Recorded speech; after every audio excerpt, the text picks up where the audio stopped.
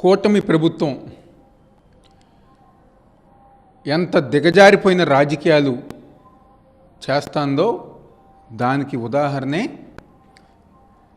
ఈరోజు ముఖ్యమంత్రిగా ఉన్న నారా చంద్రబాబు నాయుడు తిరుమల తిరుపతి దేవస్థానానికి సంబంధించిన ప్రసాదంలో యానిమల్ ఫ్యాట్ కలిసిందని, పంది ఒక కొవ్వు కలిసిందని చెప్పని సిగ్గు లేకుండా ఒక అబద్ధపు ప్రచారం చేసిన నాయకులు ఎవరు ఉన్నారంటే అది కూటమి ప్రభుత్వం సంబంధించిన వాళ్ళే. ఆ రోజు ఒక ఆలోచన గారు లేకుండా అరే కోట్లాది మంది ప్రజానికం ఈరోజు ఆ వెంకటేశ్వర స్వామిని పూజిస్తారే, దైవంగా భావిస్తారు. అలాంటి ఏరుకొండల వెంకటేశ్వర స్వామి మీద, ఆయన ఒక దేవాలయం మీద ఆయన ప్రతిష్ట దిగజారిపోయే విధంగా ఈరోజు చంద్రబాబు నాయుడు చేసిన వ్యాఖ్యలు అబద్ధం అని చెప్పని, ఏదైతే సిబిఐ వారు ఇచ్చిన రిపోర్ట్లో వాళ్ళు ఏదైతే పంపించిన ఎన్డీడీసీ వాళ్ళు పంపించిన ల్యాబ్ రిపోర్ట్లో ఎటువంటి కల్తీ జరగలేదు, ఎటువంటి యానిమల్ ఫ్యాట్ లేదు అని చెప్పని వాళ్ళు నిర్ధారణ చేసిన తర్వాతైనా ఇప్పటికైనా ముఖ్యమంత్రి చంద్రబాబు నాయుడు సిగ్గు తెచ్చుకుని కోట్లాది మంది భక్తులు ఉన్నారో వాళ్ళ మనోభావాలు దెబ్బతీసినందుకు క్షమాపణ చెప్పాల్సిన బాధ్యత చంద్రబాబు నాయుడుపై ఉందని చెప్పని ఈరోజు వైఎస్ఆర్ కాంగ్రెస్ పార్టీ తరఫున మేము అందరంగా డిమాండ్ చేస్తున్నాం. అదే రకంగా డిప్యూటీ సీఎంగా ఉన్న పవన్ కళ్యాణ్ ఏ రోజైతే చంద్రబాబు నాయుడు చెప్పారో దాని తర్వాత రోజు సనాతన ధర్మం అని చెప్పని, ఏదో తప్పు జరిగిపోయిందని చెప్పని ఒక అబద్ధ ప్రచారంగా ఆయన గారా చంద్రబాబు నాయుడికి ఒక వంత పారుతారు. రెండో రోజు రాగానే దుర్గగుడి దేవస్థానంకి వెళ్ళి మెట్లు కరిగి ఏదో పాపం ఇది చేశారు కాబట్టి మేము మెట్లు కరుగుతున్నామని చెప్పని ఆయన గారు ఒక అబద్ధ ప్రచారంలో భాగం పంచుకున్న పవన్ కళ్యాణ్ గారు ఈరోజు రాష్ట్ర ప్రజానికానికి క్షమాపణ చెప్పాలి.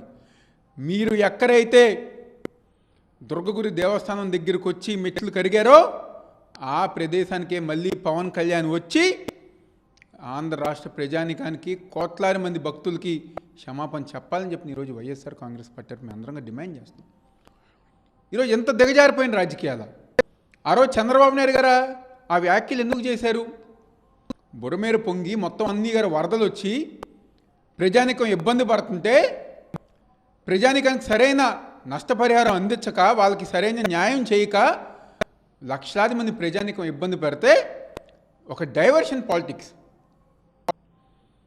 బురమేరులో ప్రభుత్వం చేతులు ఎత్తేసింది, వాళ్ళ చేతకానితనం ఎక్కడ బయట పడుతుందని చెప్పని చంద్రబాబు నాయుడు ఒక డైవర్షన్ పాలిటిక్స్లో ఈరోజు వెంకటేశ్వర స్వామి టీటీడీ దేవాలయం పైన, ఆ ప్రసాదం పైన సిగ్గు లేకుండా ఈరోజు అబద్ధాలు చెప్పడం కూడా జరిగింది.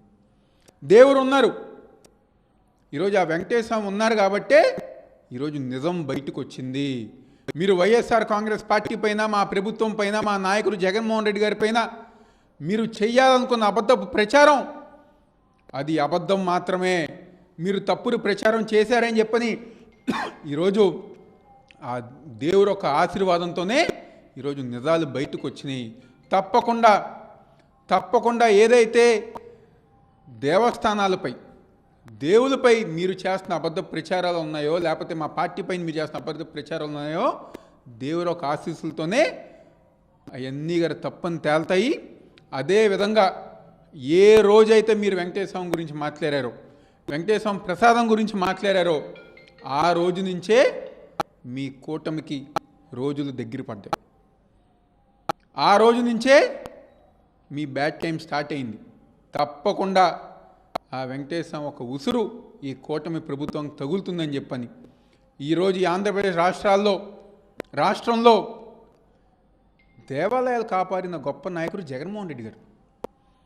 మీరు 2014 నుంచి 19 లోపున వందలాది గుళ్ళు కూల్చేస్తే ఈరోజు దాదాపుగా 100 గుళ్ళు పైన దేవాలయాలు కట్టిన గొప్ప నాయకుడు జగన్మోహన్ రెడ్డి గారు. పరిపాలన ఎలా చేయాలో జగన్మోహన్ రెడ్డి గారిని చూసి నేర్చుకోండి. నిన్నేదో క్యాబినెట్ మీటింగ్లో మీ మంత్రులకి, లేకపోతే మీ మంత్రుల నుంచి మీ ఎమ్మెల్యేలకి కాదు తప్పని చెప్పండి. ఆ అబద్ధాన్ని నిజమయ్యేలాగా మీరు ప్రచారం చేయండి.